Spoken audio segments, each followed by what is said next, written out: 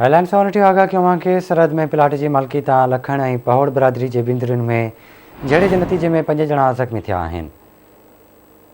Update कयूं पिया सरहद में प्लाट की मालिकी तां लखण ऐं पहोड़ बिरादरी के बिंदरियुनि में झेड़े के नतीजे में 5 ॼणा ज़ख़्मी थिया आहिनि। तफ़सील वठंदासीं सरहद में अब्दुल्लाही सावन का। अब्दुल्लाही आगाह कजो, छा तफ़सील आहिनि? जी बिल्कुल, ये सरहद भरसां 10 नंबर प्लाट है, उते ज़मीन की मालिकी तां जेको आहे त लखण ऐं पहोड़ बिरादरी जा माण्हू आहिनि। उन्हनि में जहिड़ो थी पियो आहे, इन जहिड़े में जेके आहिनि त हिकु धुर माई बेबुल ऐं माई पूंजा ग़ुलाम नबी ऐं बंगुल पहोड़ ज़ख़्मी थी पिया आहिनि। जॾहिं त ॿी धुर मां जेको आहे त अब्दुल वहाब वलद साजन लखण जेके आहिनि उहे ज़ख़्मी थी पिया। ॿुधाए पियो वञे त इहो जेको वाक़ियो आहे त उहो ज़मीन जी मालिकी तां इन ॿिनि धुरनि में पेश आयो आहे। वाक़े बाद ॿिन्ही धुरनि जा माण्हू जेके पंहिंजे ज़ख़्मियुनि खे खणी करे सिविल अस्पताल घोटकी पहुता, त उते जेको आहे त हिकु दफ़ो ॿीहर ॿिन्ही धुरनि जे जेके माण्हू आहिनि उहे अस्पताल जे अंदरि हिक ॿिए जे मथां लठियूं ऐं थोरा उभा करे बीह रहिया।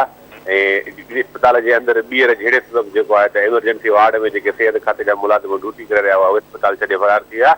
वाक़े बाद जेको आहे त सरहद पुलिस ऐं घोटकी पुलिस जेको आहे जहिड़ींदड़ धुरनि जे माण्हुनि खे तहवील में वठी करे जहिड़े ते राब्तो हूंदो आहे। जी ठीक है अब्दुल्लाही, बड़ी मेहरबानी अवां जी तफ़सील खां आगाह करण लाइ।